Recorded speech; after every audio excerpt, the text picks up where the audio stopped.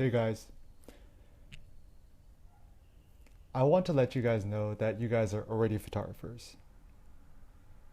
Don't let any single bloggers or people in the photo industry say that, oh, you have to earn your stripes to be a photographer. No, you are already a photographer, meaning, don't matter if you shoot with an iPhone, a smartphone, your iPad, film, digital, whatever, you are already a photographer. I repeat, you are already a photographer. The ancient word in Greek for photography means something like painting with light. Photo means light, photons. Graphy means to draw or to paint or to graph or to create. I think photography is just poetry without words, poetry with images. It really don't matter what your tool is. If you think about the ancient poets, I don't think they're all sitting around saying, your poetry is superior to mine because you use a pencil, because you use a pen, because you use a fountain pen, because you use a ballpoint pen. They didn't have ballpoint pens back then. But what matters is the quality of your product. Not even your image quality, because image quality is dumb. Several analogies I could use. If a cook made you an amazing meal, would you go to the back kitchen and say, wow, that was an amazing meal? What pots and pans did you use? No, the cook would probably throw scalding hot oil onto your face. Similarly, if you had a beautiful piece of like a like a beautiful golden ring, would you go to the jeweler and say, "Oh, it's the most beautiful, intricate golden ring I've ever seen"? What kind of hammer did you use? Some of the best photographers I know only shoot with iPhones or smartphones, or even for me personally, the only digital camera I currently own is the Ricoh GR, which is a $600 point and shoot digital camera, APS-C sensor. You can see it's the Ricoh GR-P version. If you send it to me, I could black it out for you for only $1,000. JK. It's just a little point and shoot, and I love it because it's small, fits in my hand, it's handy. Personally, a lot of people ask me, so, oh, Eric, you talk a lot about shooting with iPhone. Why that shooting with the iPhone is so great? Why do you not own an iPhone? Currently, I do not own a phone. I know for me, if I went to school today, I would be diagnosed with ADD because I don't know how to focus and concentrate.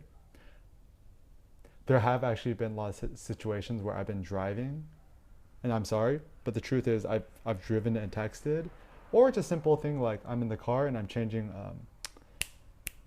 playlists on the Spotify, or changing, segments on podcasts I'd be listening to.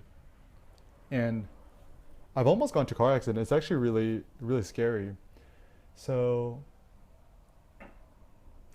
I want to avoid an untimely death. Therefore, I no longer own a smartphone, even though I'm this very difficult to reach asshole, self-centered Eric Kim, but I could sleep at night.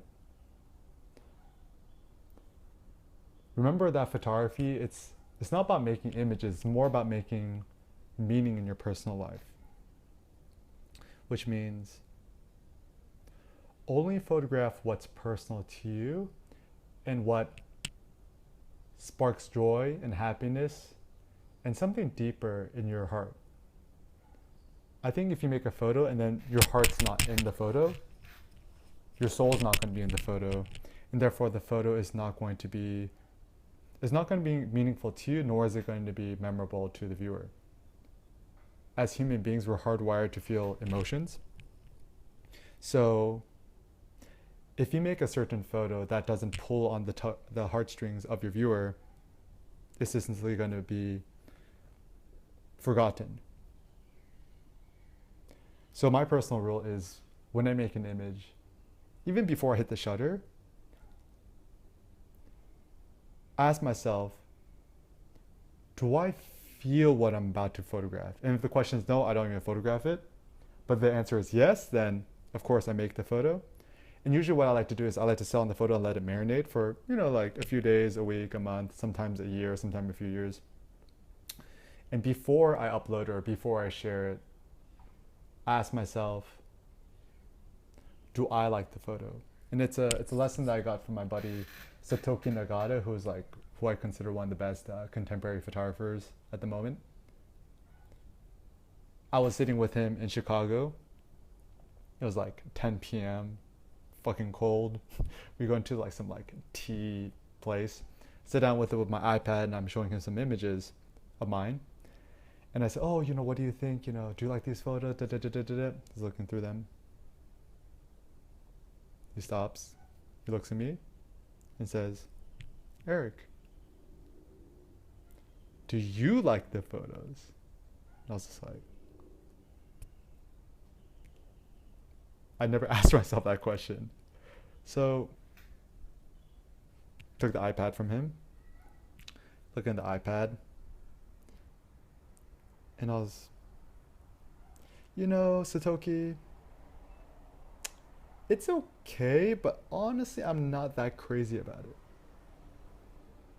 Then he just looks at me, and I look at him, and he goes, then why do you care what I think? That's where he just does like the mic drop, and I was just like, damn, that was some deep shit. So with photography, just know that it's poetry without words. You are a visual poet. Make photos which are personally meaningful to you. Do not share or upload any photos that are not personally meaningful to you. I think this is one thing I learned from Cindy. Two things. To be an artist means, oh, first of all, you're already an artist. There's a Picasso quote. Every child is born an artist. The difficult thing is, how do you stay an artist as you grow up? So you're a child, you're born an artist. As you get older, society beats the child or the artist out of you. Because, you know, they're like, oh, take a test, get a mortgage, buy a BMW, buy a house, you'll be happy. However, to be a real artist, actually, I'll take 3 steps. Okay, first step. 1, acknowledge you're already an artist, photographer, whatever you want to call yourself. 2, make shit. Meaning make photos, make poetry, make videos, like whatever your artistic thing is, you have to create something. You cannot come up with ideas are stupid. You have to actually make something either tangible or digital, or like something that exists in the physical world. Okay? Third thing, share it. So publish it to Facebook, Twitter, Instagram, Tumblr, Medium, WordPress, YouTube. My number 1 tip is make your own blogging platform and you own the website. So go to bluehost.com. It's like $10 a month. Register your first name, last name.com. So erickim.com or ericimphotography.com. Make a blog and it's automatically installed through wordpress.org. And the good thing about using wordpress.org is you will not get censored. And so the reason I deleted my Instagram was I started to post stuff which was more too political or whatever. It was an image of a KKK member with a swastika on his chest, which I photoshopped in to make a political statement that America should not become a bunch of racist KKK folks. Anyways, it got removed from Instagram because it did not fit community guidelines. And I was like, fuck this shit. And I realized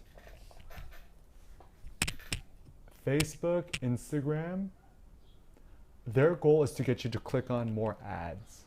Anything that is not advertiser friendly, aka images of KKK, or anything that's unpleasant, it'll cause people to leave the platform of Facebook or Instagram. And I hope you guys know that Instagram was bought out by Facebook, so Instagram is owned by Facebook. So you could think that Instagram is Facebook. It's just a different app.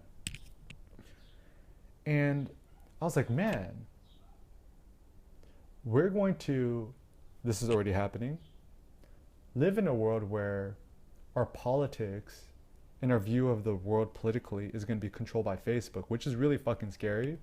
Because if Mark Zuckerberg, I think he's got decent intentions, but anyways, if he becomes a dictator, we're all fucked. So I deleted my Instagram because I was like, this is bullshit. So Sorry, I got a little bit distracted. The reason why you want to own your blog is that you will not get censored. So if you want to be political, you want to do things related to social justice, to really speak your mind without getting censored, you want to use WordPress.org. Even WordPress.com, I love WordPress.com, I think it's awesome. Matt Cutts, shout out.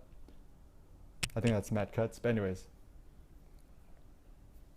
WordPress.com gets censored in Vietnam, and I'm sure a lot of places in the world.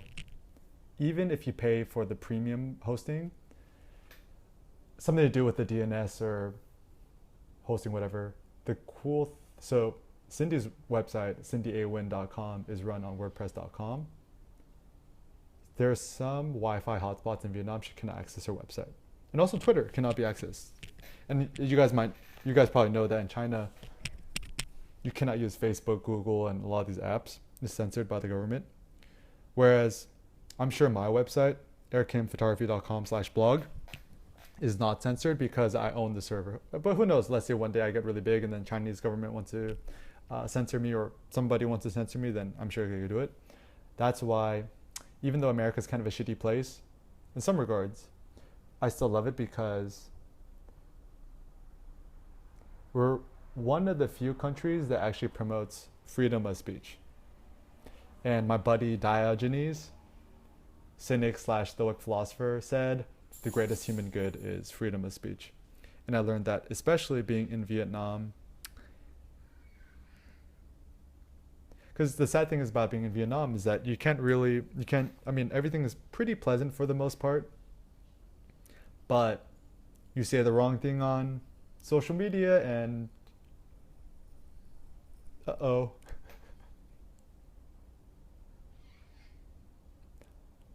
sorry, these things totally get off topic, but okay, going back to the previous point. Remember, you're a photographer, make art and share it, own your own blog, own your own platform, and make art ultimately to empower the rest of humanity.